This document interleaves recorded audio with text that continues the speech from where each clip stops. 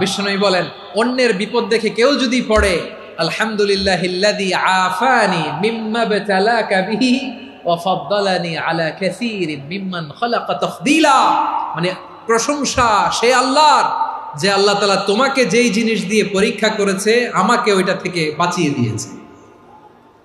তোমাকে আল্লাহ যেই বিপদে ফেলেছে আমাকে ওই বিপদ থেকে তিনি মুক্ত রেখেছে, আর তার অনেক সৃষ্টির উপর আমাকে তিনি প্রাধান্য দিয়েছে। সুবহানাল্লাহ পড়েন। যে কোনো বিপদ, কারো ক্যান্সার দেখে যদি এই দোয়াটা আপনি বিশ্বাসের সাথে পড়েন, জীবনে কোনোদিন ক্যান্সার রোগে আক্রান্ত হবেন না।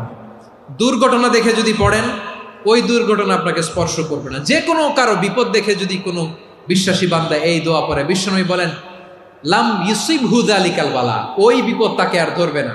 উফিয়া মিনহু মিন যালিকাল বালা কাইনাম মা কান, সে যতদিন হায়াত পাবে কোনোদিন ওই বিপদ তাকে স্পর্শ করবে না।